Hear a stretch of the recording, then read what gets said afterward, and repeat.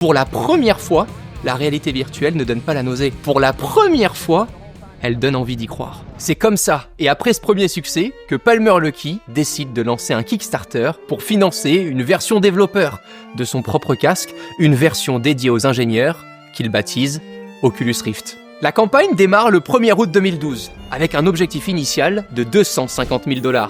250 000 $ qui se transforment en un peu plus de 2,4 millions de dollars, récoltés en moins de 30 jours, avec plus de 9 500 contributeurs. Dans le monde de la tech, c'est un séisme.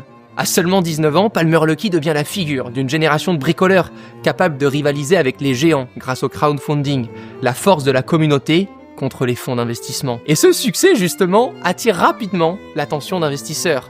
Et pas n'importe lesquels, les plus grosses pointures de la Silicon Valley. Parmi eux, Marc Andreessen, Chris Dixon et surtout Peter Thiel de PayPal, qui croient tous voir dans Oculus une plateforme capable de transformer non seulement le jeu vidéo, mais aussi la communication tout entière. Imaginez, visiter une villa comme si vous y étiez, assister au Super Bowl sans payer, ou encore prendre la place d'un pilote de Formule 1 sans bouger de votre canapé. En quelques mois, Palmer Luckey crée une vraie entreprise dans la ville d'Irvine, en Californie, et il s'entoure d'ingénieurs expérimentés qui sont à la fois des universitaires et des cracks du monde du jeu vidéo. En 2013, la première version du DevKit 1 est expédiée aux développeurs.